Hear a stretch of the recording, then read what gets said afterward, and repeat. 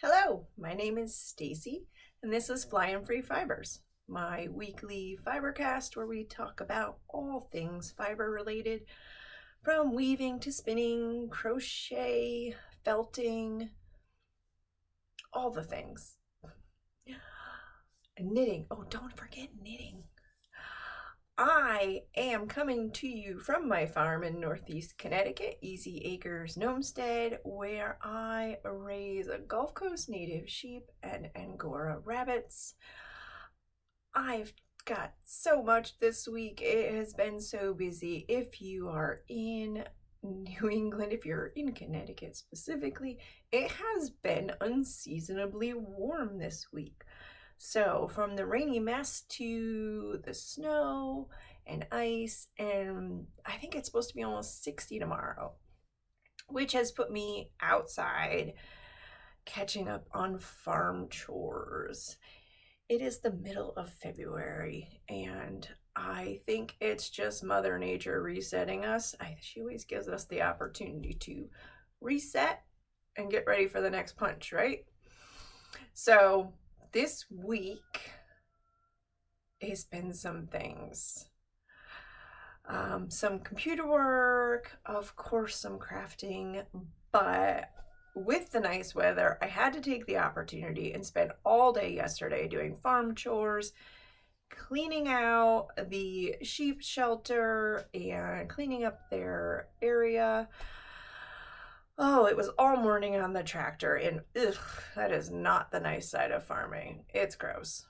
But all that time stuffed inside, they needed a fresh redo, so cleaned that completely out and got them down to nice, fresh bedding again. And everything is cleaned up. Got a load of hay, stacked the barn. It was a busy day for this girl.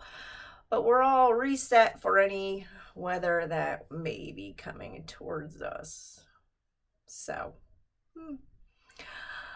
let's talk a little bit more. So, this is my Fibercast channel, and you can give us a like, give a follow.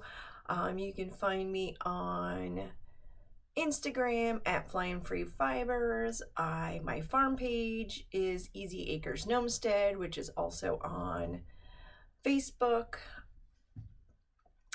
Let's see, Ravelry is Flionfree, and my Etsy shop is Flionfree Fibers. So those are all the places you can find us if you're following along and looking. Kind of gave a farm update, but one more thing. Still waiting. Rose has not popped yet. That lady, she is so big. I don't know if she's going to have triplets or really big twins. I can't imagine she's going to have a single. I kind of joked with her. I said, you better be burning those babies so I can get some nice colors. It would be nice to have a full color. We have some reds, but they tend to bleach out. So I really want some darker babies. So I joked with her and asked her if she could just, if you're going to keep holding on to them, burn them up, give me some dark colors. But, so we're still at 5, still have 5 lambs running around, bouncing happy babies. I did do some knitting this week. I got some new stuff that came in the mail. Things going on this week. It's a busy weekend around here, and I spoke about I had my loom warped. I had some core spun yarn that I was gonna put in and just test it out. It's just a small amount, so it just made a tiny little piece. But I also had my son clean out all the clothes that don't fit him and took the t-shirts and cut them up and made a rag rug. So I'm going to share that with you as well. It's my first rag rug. I've never made a rag rug. Everything's been, with yarns, and I just wanted to give it a try, and I'm pretty pleased with it. I really want to do more like some sheets and stuff, maybe some others like thicker, but this was a good starting point. So we'll start with the weaves this week. Let's see. Oh, and before I even go into that, let's talk about what I'm wearing. So this is my cashmere made it up. You can find it on Ravelry. I'll link it in the notes below. Ear warmer. So I purchased the black cashmere at, where did I purchase it? The pink I purchased at Woolworks in Putnam, Connecticut. And the black, oh, I purchased it at Skein Yarn Shop in Rhode Island. It is super warm, super fuzzy. As you can imagine, a cashmere does not have as much memory, so I did put some ribbing in I think there's about 5 rows of ribbing, and then it's plain knit. I marled the 2, and then 5 rows on the top, just to kind of give it that that little bit of pullback and springiness, because it doesn't really have a lot in it. I think it was 90 something, maybe 92 stitches. I'd have to really look, but I like them a little loose, so it is quite loose, but I get headaches if things are too tight, and if I want to wear it all day, it's warm today. It's above freezing, so it is warm out, but the sun isn't as bright as it has been, if at all. It's kind of cloudy out. So it feels a lot more raw today. Yesterday was beautiful. I went for a walk. I went out in the woods. I sat out with the lambs for a while. I really I know I was doing farm work, but I really enjoyed just kind of being outside yesterday. So I took full advantage. Spent the whole day out there. So, oh, and I made this last week. I did post a picture, but so I took some of my hand spun, and you can take really anything. You can take commercial yarn, and grabbed a bunch of my felting fiber, and I felted little hearts onto it. So this is my little Valentine necklace. Super easy. I just tied the back, but I do want to make one of those knots where you can kind of slide it and adjust. I was running out to the market last Sunday when I finished putting these on. I know I showed the hearts last week, and I didn't have time to look up how to make that knot. I think I remember, but I just want to look it up. So I might make more for this weekend, just for, because it's a big thing. So we got Super Bowl Sunday, we've got Valentine's and Mardi Gras all thrown in together. So it's like a Mardi Gras Valentine heart necklace. So that's what I'm wearing today. And we'll go right into things. So this is my core spun little thing. So it didn't say what type of wool it is. It was actually a sample from a local farm of their core spun. So it's super thick. It is really hard to show because it's brown. It's not much, but it came out nice. I think I would want it a little bit tighter. So on the rigid heddle, I could not beat it hard enough with the heddle. I might actually take a hand beater and just individually do it next time when I do this. Maybe the same for the rag rug as well. You really want to beat them a little bit tighter than this. My rug that I made on my floor loom is much tighter, and that's got a heavier beater, and you can even add weight to the beater. So if you look at a rug loom, the beater is weighted because you want to be able to really put the pressure behind that and get it real tight. So when you're doing rugs like crow bag and that, I probably pronounced that wrong. Definitely probably pronounced that wrong. But they're beat really, really tight. So it takes a lot of work and energy to get that to where, you know, the fibers don't move, which is important because if you think about a rug, it's getting a lot of foot traffic.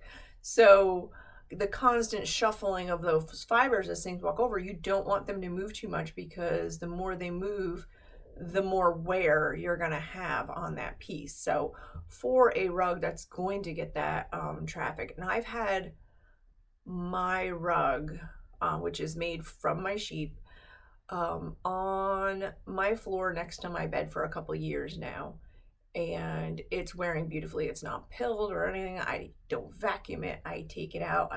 Old fashioned, take it out, shake it out, beat it, clean it up.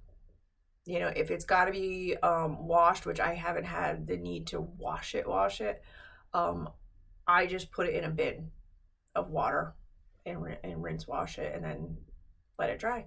So that I would do in the summer. You can also snow wash it. So you take, you kind of clean it off, shake it off, and it's got to be a powdery snow. So you take it out and then you just kind of brush it over with snow. I haven't done that. I just will soak the thing, but that is a method of washing wool rugs, is to use the snow. So it's a little soft. It's just small, as you can see. So I have a couple ideas for it. I know my cat would absolutely love this as a bed, but I have a couple ideas. So it hasn't made its decision what its end is going to be, but that is it. So it is really soft. Like I said, I'd probably put this a little bit tighter. I am happy with the spacing of the warp. It was on a 12 dent heddle, and I did it every third. I warped it every third, the whole slot. So I do like the spacing. I like the way the bumps are coming up. It adds a nice texture, but I would do it tighter as far as beating it. So we'll see what that becomes, but for right now, it's just kind of living here. I want to make kind of socks, not socks for my feet, but for my pedals of my wheels. I have some old actual sheepskin slippers that I might actually cut and put onto them, or something like this, because I don't wear shoes when I treadle. So it's nice, and I usually have socks on, but it would be nice to have something a little more cushiony and warm. So those have been my ideas. That would be a good option as well. Because that was such a short piece, I also wanted to try rag rug. So basically this warp was like, let's try things. And like I said, I had my son go through his clothes. I gave a lot of the good ones away, but these were old t-shirts that were, kind of thin and whatever. They weren't worth giving away.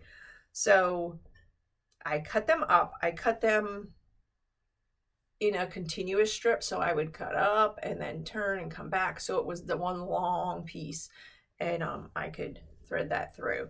So I've got a pile over there still. I can make more, but it actually turned out pretty good. This isn't like anything fancy, but it's good for, rugs.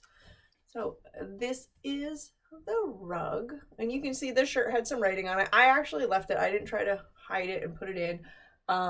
This side, he actually had a champion t-shirt, so I actually cut it to where the champion would stay, and it would have it in the rug. So it was blue, orange, and purple, and I just kind of put it off. The spacing, again, worked out really great for the rug. This one is a bit tighter because the t-shirt would compress. I did about 1-inch strips cutting. I didn't measure anything. I literally sat there with scissors, so it's not like it would have gone faster if I used my round blade, but I just sat here watching podcasts and cutting the strips up and weaving. So I hemmed both ends. When I do rugs, I always do a little kind of header with the warping yarn. It just gives you, if you wanna, and I would make it much longer if I was going to fold it. I'd probably do a couple inches because I would fold it under and attach it. But I hemmed those, so both ends. It's a little fringe. It's a nice, by the side of the bed rug or whatever you need it for. It's cotton, so you know they're just cotton t-shirts, so they wash real easy. You know what? Actually, yeah, they're pre-shrunk cotton because they've already been worn, so they're not really going to shrink anymore. But you can, I don't know if you can see that. Maybe there is some spacing in some of them, but like I said, I would probably, if I'm doing rugs on a rigid heddle, I will likely use a hand beater next time and really press them in, because I think that would do it. Some is definitely more than the other, but it was just an experiment, so I had fun doing that. Using up scraps. I really like the idea, if you have like sheets and stuff, those work really well. And I've seen some really nice pieces put together, like rag rugs made with sheets. So, and obviously it goes really far, and you can put different colors together and make something really pretty out of it. So, and then not so upset if it, you know, gets dirty and all. So let's see. So those are my 2 weaves this week. And I don't know if I finished anything else. I mean, I finished this up. It's kind of been a week. Like I said, I have to farm too, because I'm a farmer, so I can't just, you know, pay attention to all the fun things that winter brings of me sitting inside doing fiber arts. I get my new drum carder this weekend. Oh, I have a hair on my lip. Playing with fibers, that's what I get. Yeah, I get my new drum carder tomorrow, so I'm kind of stoked about that. I can't wait to throw some things on that. I got to clean up my old one because that's going to someone else. And what else do I have coming in? Oh, I'll show that in a minute. So I've got all these fibers. I showed you all the fibers last week. I had more come in, which I'm stoked about, because it's not my color, but I think it's such a fun color that we'll have fun with it. So I actually did some knitting this week. I worked on, and both of those koozies, those little heart koozies that I showed last week, those sold this weekend. Gone. So I have to make more. I might change the design though of the graph. So my socks, I got another few inches done.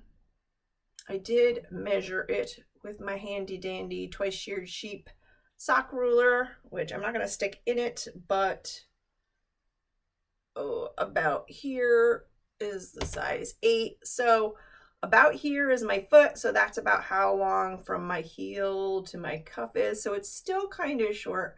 I'm going to keep going until they're 2 at a time. These are the simplest socks. They are toe up, 1x1 rib the entire way. There's no heel. So I've talked about it before, but if you haven't seen it before, these socks they do so well. I have a pair that I made. They were the first socks I ever made.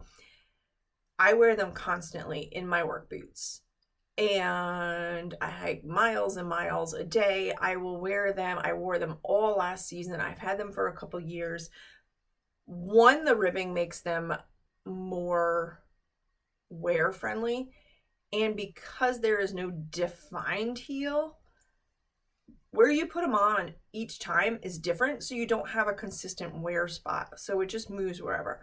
So if you don't mind walking on ribbing, I know some people have sensitive feet, and in some shoes I don't like them. If my foot's gonna slide around, I don't like it because I can feel the ribbing.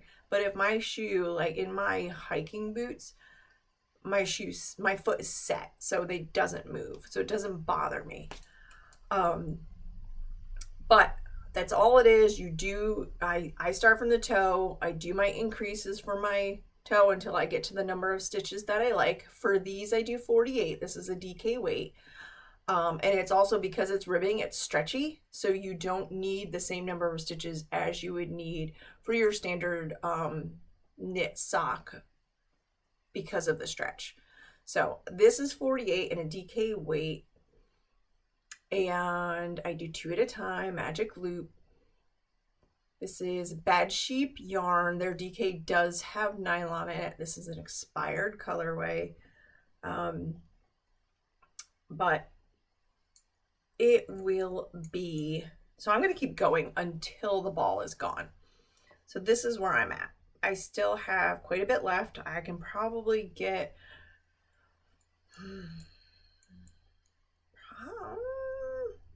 maybe 5 or 6 more inches. We'll see. I should have them finished by next week. I don't have any pressing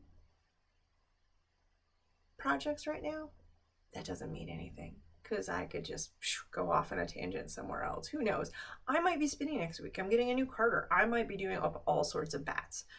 I do have to get some roll ags and stuff done. So these are my socks. Like I said, I got a couple inches done. I woke up the other day at like 3 in the morning, so I sat and knit until it was time to work out. And then I did do some knitting as well on my Mosselberg. I'm so close to like doing the decreases. It's one of those things when I pick it up at the end of the day, if I've had a long day already, it is one of those things where you don't have to think and you just knit, but sometimes I just don't want to. It's been a thing. I don't know why lately. Because I'm doing stuff all day that by the end of the day, sometimes I don't want to. It's different like from the summer when I'm working and I'm on my feet in the woods all day. That then I'm like, ooh, sitting down to knit is my relaxation. When I've knit or worked on fiber arts all day and I'm up here, just that's what I'm doing all day. Sometimes in the evening, it's like, no, I need a break. So I have done a bit. I don't think I showed from last time. Last week, I don't think I did not show any whips. So this is from the week prior to now. So I'm almost to decrease time. I looked at my husband's that I had done, and it's got like a little bit of a slouch. I don't think you can fold it. I don't think it's long enough to fold. I'm going to look at the numbers. I might go longer on mine because this hank was like 462 yards. So I might be able to get extra length out of it. And I'm going to try. I'm going to look at the charts and see like what the longest is so that I could fold up. Because I like a good like deep fold. I don't know, like 3 inches. I think like anything less than that is kind of weird. I don't know.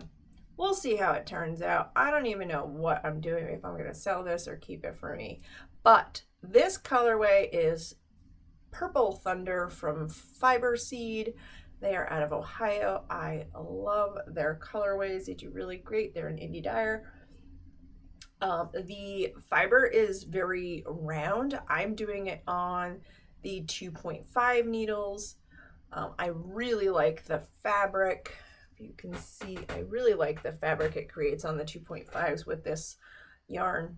So that's what I have stuck with this one as well. I should have this done next week too. I'm putting it out there that I'm going to have both of these projects done next week so I can start another one. While it has felt like spring here, I want to get my sweater cast on. I don't want to wait till the middle of summer to cast that on. I have my sweater. It's going to be oversized. It's going to have lots of positive ease. And it's one of those outside sweaters, like the big, thick. It's Aran weight yarn. I've got everything. I showed it. I bought it all at Rhinebeck. I've showed it all the stuff. I want to get that started. I want to get it cast on at least so I can start working on it and have it in a bag so it's started. I don't want to wait till last minute again. That's what I do. I'm that kind of worker. I mean, I still have that cowl I need to finish. And oh, gosh, there's cowls I want to do, but oof, I don't know. I have a focus right now, and I've been working on production stuff, so I need to work on a few other things, but I know I have to support my farm, so I have to work on production stuff on top of my fun stuff. So those are all my whips. I don't have any of my looms rewarped, so nothing on my looms right now. I think those are my only 2 whips right now. They are. I do want to make a few more eggs. I want to make, so the felted eggs, I have my felted kits. They are in my store. I showed these last week. I made some felting kits, so you can design your own Easter eggs. Hold on a second. I did sell one at the market. I do have some needles I'll put in my store as soon as I get them into, I have some needle cases that I'm making up, so you can get either just the needles or the needle in the, I don't know. I'll figure it out, but I have needle cases that I'm putting them into. So these are the felted Easter eggs. So this is one that I did. Don't mind me, I have farm girl nails. I don't have pretty good nails. I'm not a girl nail person. So that's one I did with a chicken, the hen. This one with little sheep eating in, I added flowers to the field if you remember it from last week. Eating in a field. And this one just kind of like a kid just colored the egg, dipped it in the dyes. So I want to make one with like a spring flower theme. But I did sell a kit last week to a fiber artist at the market. She thought it was a great idea too. So here's one of my needle. So this is a wet felted needle case. So I don't know if I'm going to make more of those or if I'm going to wrap them with yarn or whatever, or if I'll just sell the needles with the case, without the case, or I don't know. I'll design it in my store when I figure it out. But so I will have needles on my Etsy store as well, if you need needles, but I know a lot of fiber artists don't need needles, so why make the kit more expensive? The kits are $15, and it comes with 2 pre-started egg cores and 6 colors. So that's what that is. So I want to work on one of those because I think they're super cute, and people actually want to buy just the eggs, you know, the non-needle felters, non-fiber artists. So maybe I'll make up some more eggs and have those for people. I think it's a really good option for either, you know, just a decoration in your house, but also for children that maybe can't have candy, so they get something. I had felted peeps and stuff last year, and a lot of people got them for kids that couldn't have candy. They wanted to give them something that was still Easter related, but not candy. So candy's not good for us. Other shop updates I was doing while we're talking about it, I put a bunch of my hand spun in my shop this week as well. It goes back and forth to the market with me every week, but I hadn't had any in my shop online, so I figured I might as well throw it up there as well, because the market's not they're not fiber focused markets, they're just farmers markets, so it's more of my finished product stuff. But my purchase this week, so this is going to be for the spinners. I'm not giving it up for felt. I mean, I use standard colors for felts, but this is going into my art bats. Look how big this thing is. It's so heavy. I actually thought something else was in the bag. I was like, oh my God, how much did I buy? I don't even know how much I bought. Hold on. Let's see.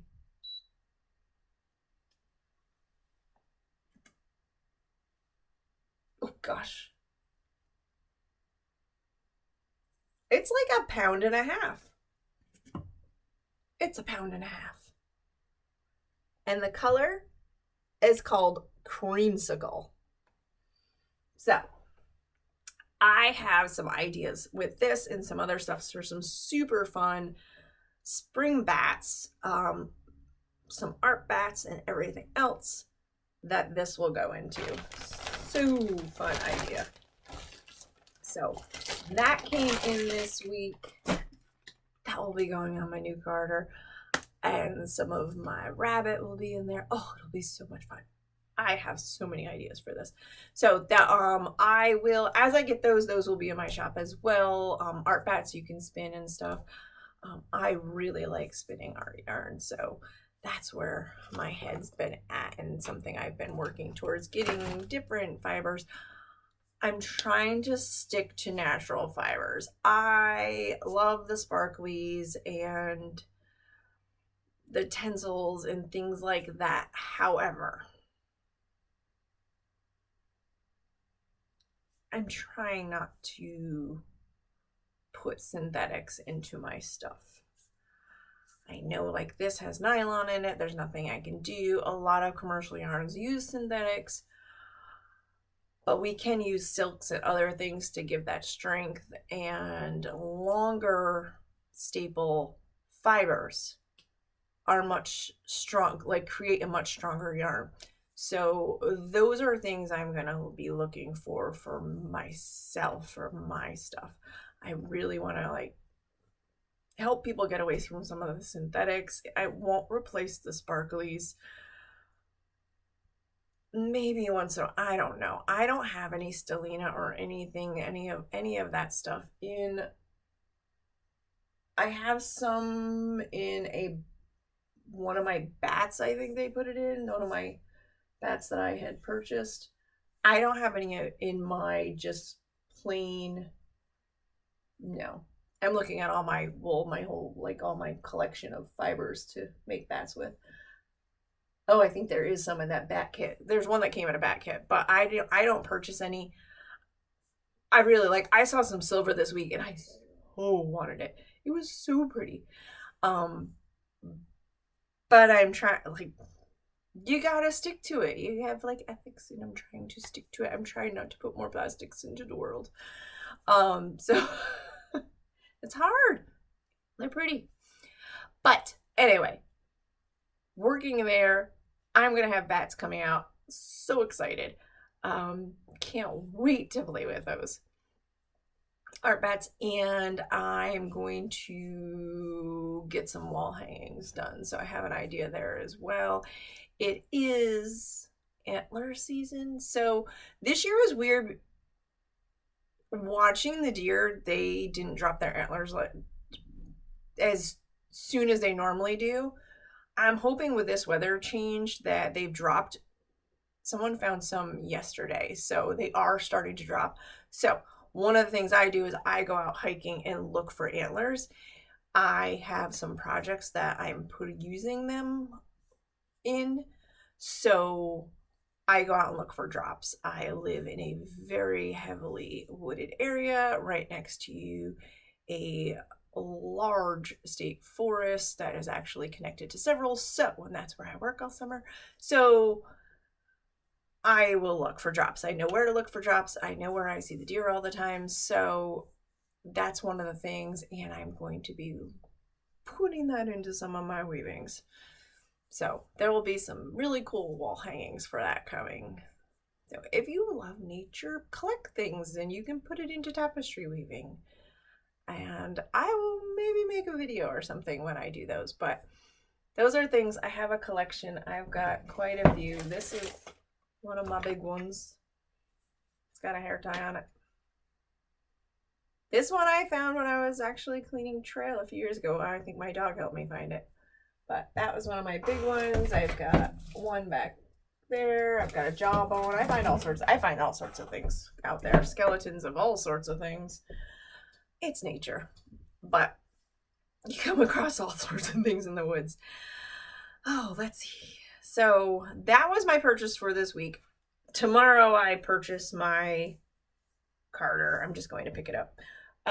And so I'll show that next week. I'm so excited.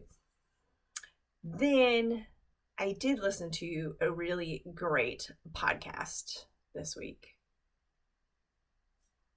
An audio one, not a video one. So there's been several before, and some people are really light on the subject. But this podcast talked about these two ladies. They discovered Shave 'em to Save 'em, which I am a producer for.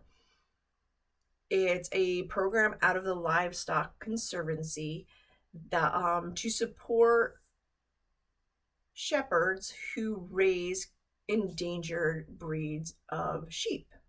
So it's shave them to save them. So we shave them, and the wool sales help us support the flocks. So the Save 'em is all the fiber artists that buy our wool from our sheep, and it's a passport program. And when you buy 4 ounces of any of the listed endangered breeds from a listed provider, a registered provider, they give you a stamp for your passport. I don't know if I have my stamps out. But there's a physical directory like this. This is the 2023, so I'm not in that one because I didn't register till this year. I am online. And then you get, a stamp for that breed. You stick it on your book. So 4 ounces of whatever. So either 4 ounces of yarn, 4 ounces of roving if you want to spin it, or a bat or whatever. You get 4 ounces and that gets you a stamp. So it does have to be from a registered provider. So make sure you check that, not just buying it from anyone. And then you can actually take it a step further and, like, say I got roving and I spun the roving. That is now a finished project with what I purchased. You just got to take it to the next step. So now it qualifies me. They have like this rewards program for doing things with it. And then they have programs where you can like knit a hat, or make a shawl, or there's a couple different things. So you have to look it up. But I lost my train of thought. Oh, so these ladies discovered the Shave 'em to Save 'em program. And they spoke about it in a podcast a few weeks ago. Then they looked into it, and the breed, they wanted to stick with the foundational breeds of sheep that were in the beginnings, that like came to the Americas way back, which Gulf Coast Native were one of the first breeds that came to America. They weren't the first, but they were one of the first, and they came in with the Spaniards through Florida. And they were one of the only breeds that actually survived in the region down there, in the Gulf Coast region. A lot of breeds could not make it down there due to the heat and the humidity. And Gulf Coast were actually just left to wander. Like they weren't kept sheep. They literally just set them free, and then a couple times a year, once or twice a year, they would round them up, shave them, get what they needed, and send them back off. So, which is what is so great about the breed, because the breed is hoof rot resistant, it's parasite resistant. Because they are so hardy, they are an incredible breed. They don't require a lot of husbandry, which is what I love. I don't have to be all involved and up in their stuff constantly. They do their thing. I go out, do what I need, and that's it. That's how we roll. So I don't have to like be all involved. They're not what I call princess sheep. So the ladies discovered them, and they did such a great review on them. It is one of probably the most thorough, thought out reviews that I have personally listened to or read about Gulf Coast Native. They did some good research. They did the research on how because they were just kind of wandering, they as a breed, whatever, and they're kind of one of those made breeds. When they were brought over by the Spaniards and set out, they had mixed with Merinos and I think Rommeldales. So there's quite a few, and to create the Gulf Coast breed, which then became the Gulf Coast Native. So it was a great breed. I'll put the link below in the show notes. I'm actually going to put it on my link tree as well for educational purposes, because I think it is such a great listen, because they really went into it. They actually went into, so they purchased some fiber from a a farm. They're trying to purchase from the area where they live. I think they purchased from one in Kentucky. My yarn is still at the mill. I will have it in April. So my yarn, I will be putting out roving once I get more roving. Once I get my new carder, because I want to change the way I've been doing it. So, sorry, just totally lost what I was saying. My phone rang. I looked at my phone. It sent me. So I'm gonna connect theirs because they took it and they bought yarn and they did up swatches and they discuss like the fabric that yarn created. Now obviously all mills, you know, the milled yarn is going to come out different, but they did up swatches and they talk about how their swatch and what they preferred, and they each prefer a different fabric, so they each had a different needle choice. I might sneeze.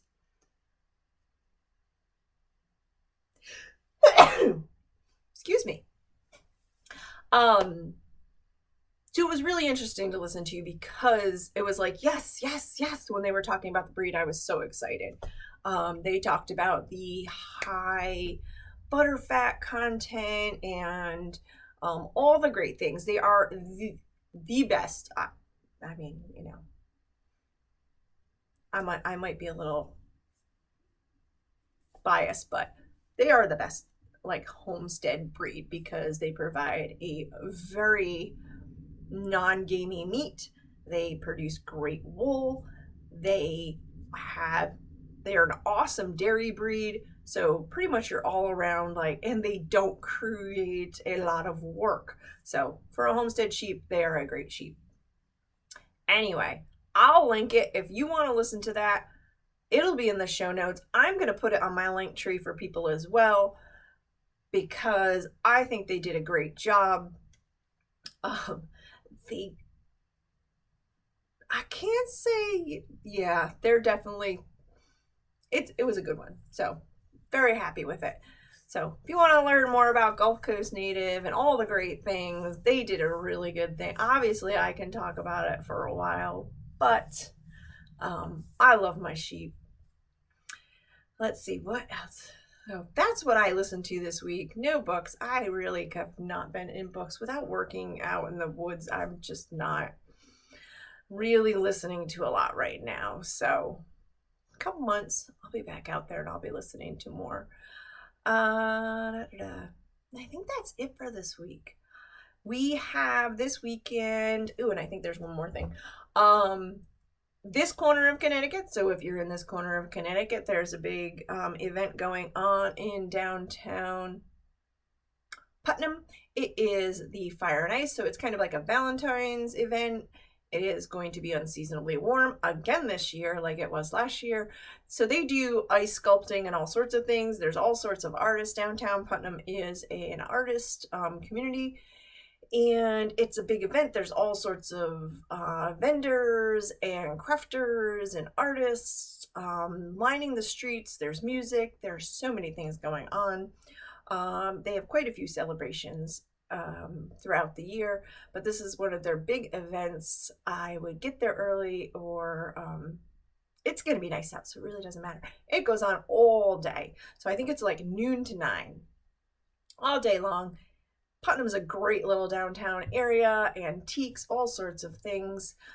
So if you've never been to Putnam, it is a day to go down and go into all the shops and all the things. There is a yarn store right there on Main Street.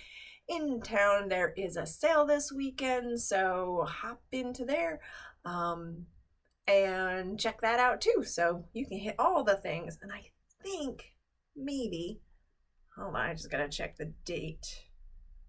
Maybe next weekend.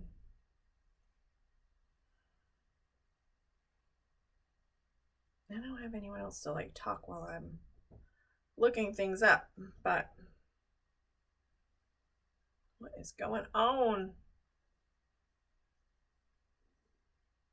There it is.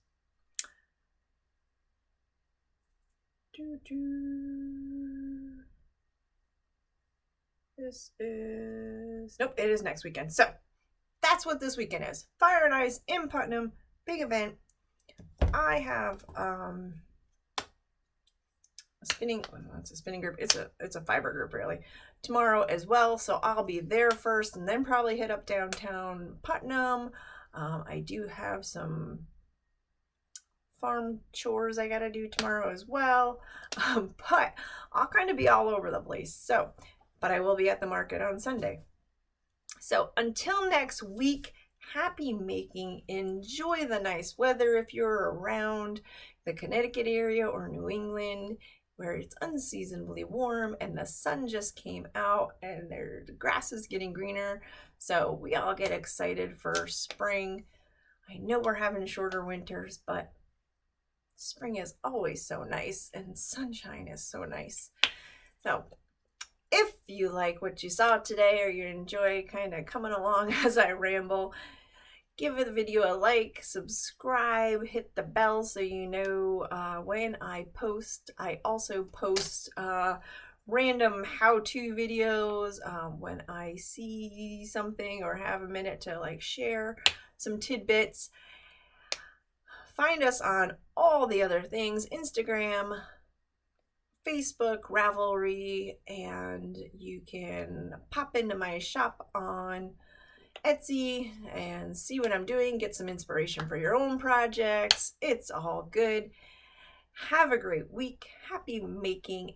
See you next week.